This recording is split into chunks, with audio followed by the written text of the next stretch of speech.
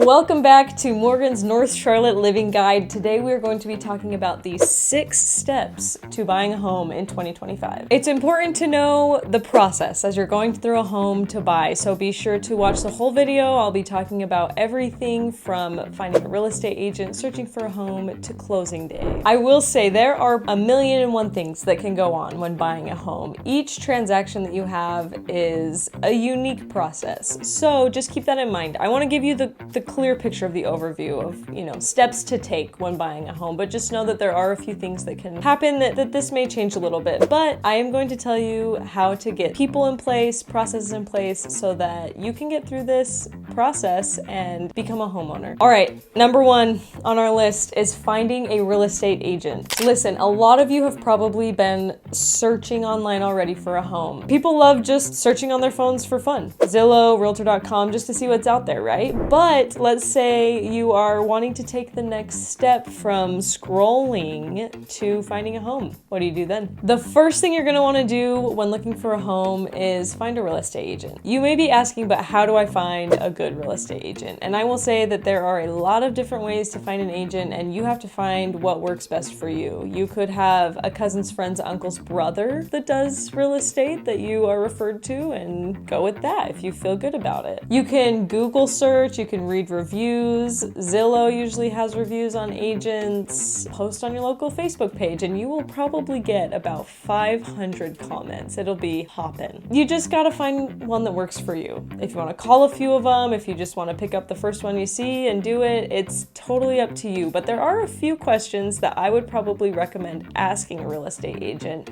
before you start working with them. The first thing I'd ask a real estate agent is their experience. And that is not only experience in the field, how many years have you been doing this, but also experience with what are they usually working with? Are they working with sellers? Are they working with buyers? Are they working with first-time home buyers? Are they working with people with investments or buying land? There's a lot of different scenarios in purchasing a home that it could be helpful to you to know that this person has the experience to help you negotiate and to help you get exactly what you're needing when buying a home. Another important thing to ask a real estate agent is who they recommend, and I would say who they recommend specifically for a mortgage lender or inspectors, because these are people that you are going to need down the road as you progress in buying a home. You will need to find a mortgage lender or maybe 2 or 3. It's important to kind of shop around your rates and see people are offering because they can differ. So it's important to ask your real estate agent, like, hey, who are you recommending to people? And maybe do a little bit of your research and see who that person is, where they work, maybe have a conversation with them. It sounds like a lot and there's a lot to dig into, but it's important to know because this is probably going to be one of the biggest purchases of your life. So you want to be able to do your homework and know exactly who you're working with and exactly what they're going to provide. So just be prepared to ask some questions. You may have questions of your own specifically for your situation that you can ask somebody. And I will say to also be prepared to talk about compensation with a buyer's agent, because that is something that has changed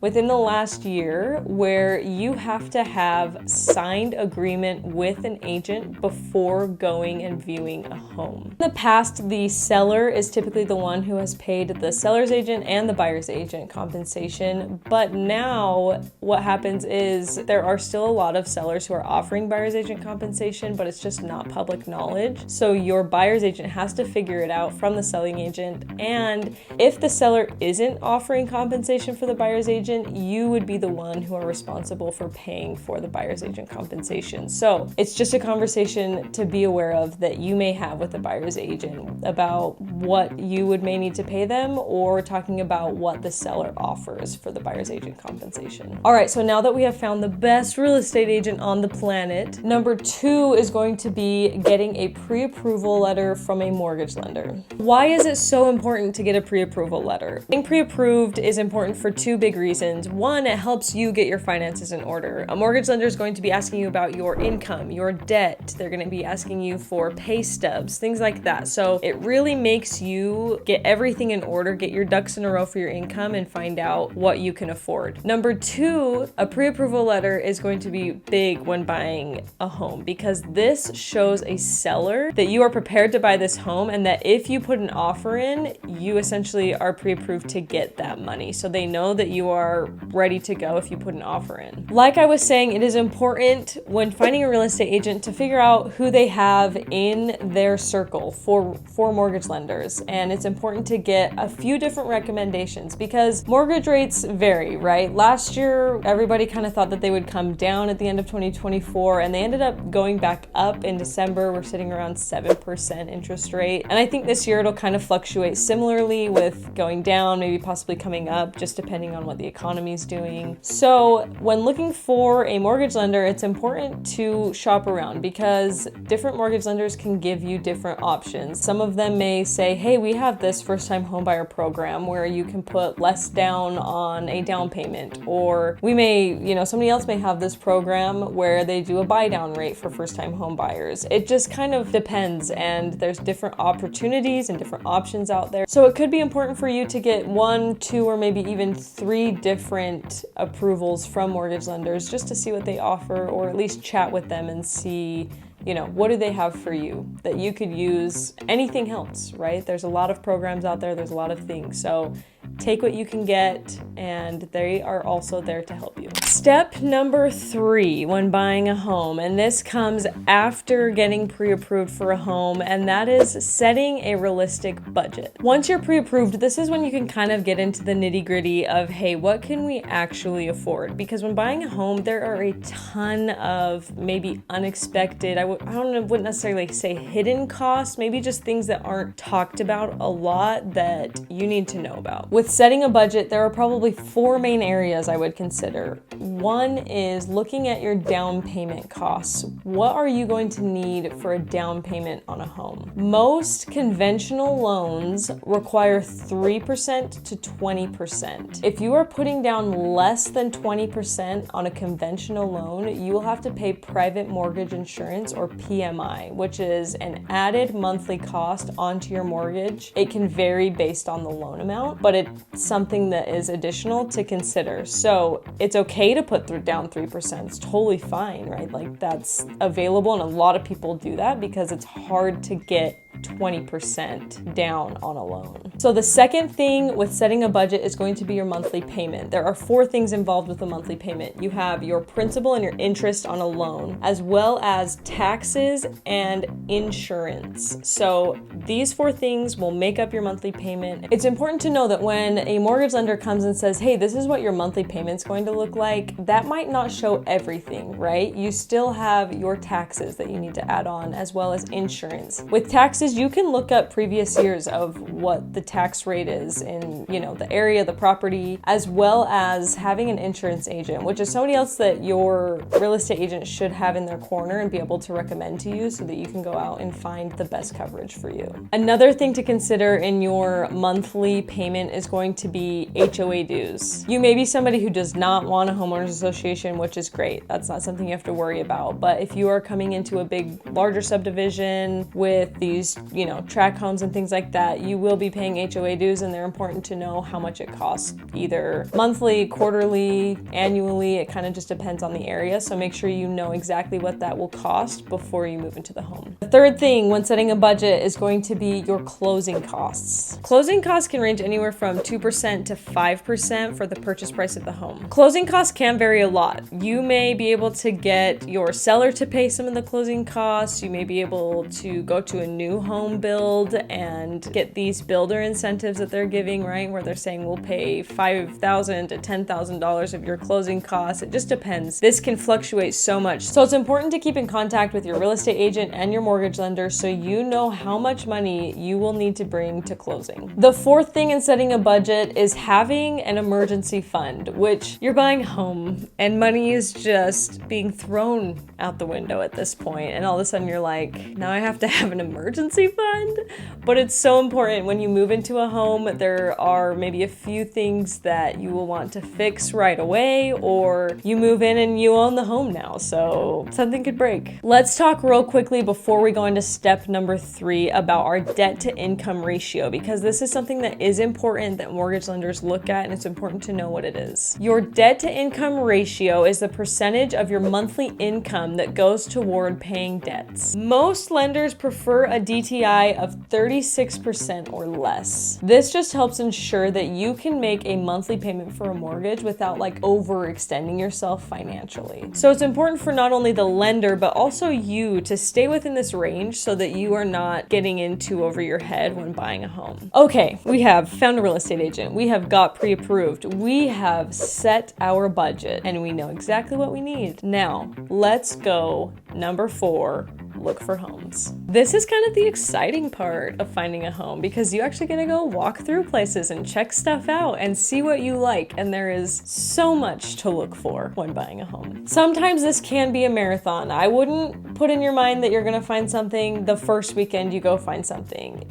You possibly could, but this kind of takes a while. It could take a month, it could take 6 months. It just depends on what's out there and what you like. The things to consider when going around and looking for a house are going to be the location. Location is always very important. Where do you want to live? What's the lifestyle that you want? Is it close to your work? Is it close to schools? Is it close to parks? Like, what do you need in your life, right? What are things close to? Do you like the area? Do you like the neighborhood? Location is such a big part of the process. The next thing would be the size and the layout. Do you want an apartment in the city? Do you want a home in the suburbs? How many square feet? How many bedrooms? Do you need an office, right? These are all super important things to know and to be aware of when you are searching for homes. The next thing is going to be the condition of the property. Is the house that you're looking at, is it well kept? Is the area around the home well kept? Is the neighborhood nice, right? The condition of the home is going to be important for the resale value. And looking at the resale value saying, hey, is this going to be something that I can sell for in 5 to 10 years and make money on? Another question to ask is this house fairly priced? Get your real estate agent to look up homes in the area that have recently sold and see if the house that you're looking at is comparably priced to those, and if not, you might be able to bring in an offer that's slightly lower than what's asking. Some other questions to ask during touring a home. This is a big part of it. I mean, there's a lot of questions. You want to ask about the roof, the HVAC, all of these big systems. How long have they been in place for? Have they been replaced? Have there been issues with them in the past? These are all such important questions to know, because you don't want to move into a house and 2 years later have to replace the roof that's leaking, right? You want to be able to find out how long has this roof been here and does it need to be replaced. Another thing to look at is renovations. Are there renovations that have happened on the home recently where they have needed to pull permits, and do they have those permits? Are they in the city? There's all of these like important questions that your real estate agent can help you with, but these are questions that are good to know for you to ask. Another thing you may be questioning is, should I buy a new home? Should I buy an old home? And it really just depends on what you're looking for. Obviously, with a new home, it may be a little more expensive now, but doesn't have as much maintenance, or you might be able to get into an older home for a little less, but may need a few updates. It's just kind of what you're looking for. So be sure to walk through both. If you're interested in both, make sure you are doing your home search and walking through new homes, old homes, and finding out what you like. Let's talk about number 5. Number 5 is making an offer on a home. You have gone out and you have looked through so many different homes, and now you found one that you like and you want to put an offer in. How does that work and what does that look like? You will work closely with your agent to come up with a price that you want to put an offer in on a home. And depending on the home price that it is now and other comparables in the market, or if it's a competitive market where you live, there's a lot of factors going into this, but it's figuring out what is going to work for you and what you think the seller is going to accept. With an offer, there's also something called earnest money that you will put into an offer. This is showing like, hey, I'm interested in your home. Here is this certain amount of money that I'm going to put down that will go towards the closing. And that is something that a price that you can come up with your real estate agent that works best for you. In North Carolina, this is not something that is in every single state, but where I practice real estate in North Carolina, we have something called due diligence, which is another payment that you give that goes directly to the seller and is essentially saying that you are paying the seller to take their home off the market or put it under contract essentially. This is a time period for you to come in and to do your inspection and your appraisal, and if there is anything wrong during this due diligence period that you set, you can terminate the contract. You will receive your earnest money back, but your due diligence money will stay with the seller. So work with your real estate agent closely, figure out what's going to work best for you, putting down your earnest money and your due diligence money. This is part of the process where negotiation negotiations come into play. And your real estate agent is going to be working with the seller's agent during these negotiations. Let's say you put an offer in on a home.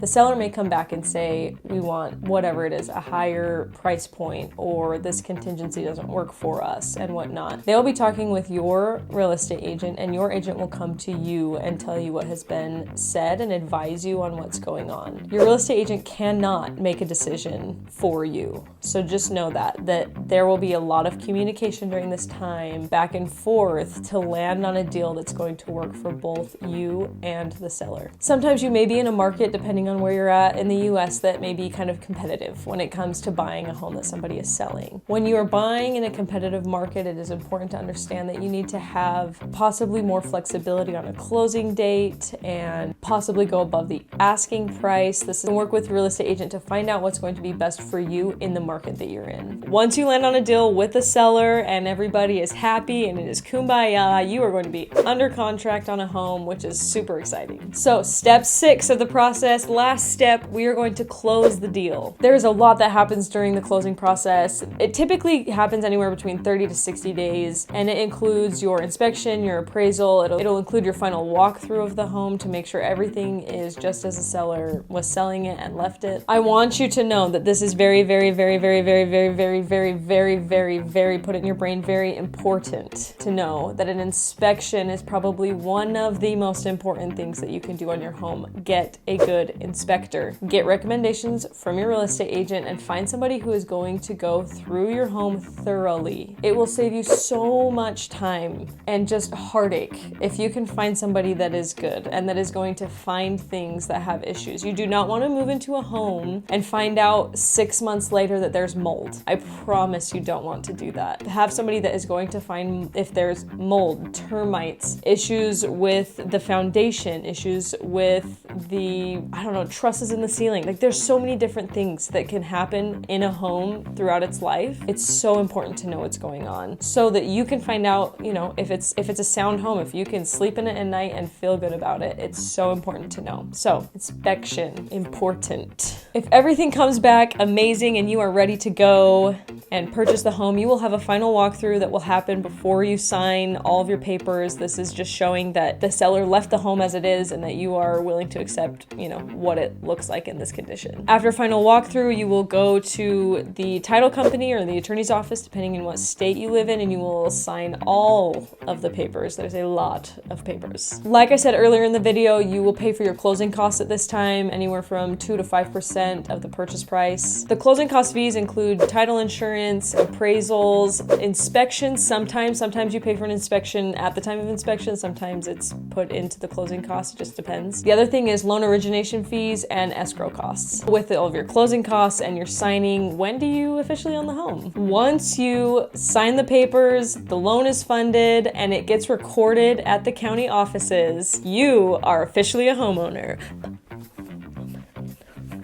Buying a home in 2025 requires a lot of planning, organization, and expertise. If you can follow these 6 steps, getting a real estate agent, getting pre-approved, setting a budget, finding a home, making an offer, and closing the deal, you are going to be able to be a homeowner in 2025. Thank you so much for watching today. I hope you were able to learn something new. Please like and subscribe. I will be coming out with tons of new content, new videos. I'm going to be talking about the process with mortgage lenders and real estate agents and how we work together. It's going to be a great video. I'm also going to be talking about traffic in North Carolina, North Charlotte, and wow, it is a hot button topic. So feel free to subscribe. Please do. Just subscribe. Thank you. My name is Morgan Woodhead. I'm a real estate agent in Mooresville, North Carolina, which is near Lake Norman, north of Charlotte. If you have any questions for me, please feel free to reach out. My information is in the description below. I'm happy to answer any calls, texts, emails that you have, be able to help you find and buy a home in 2025.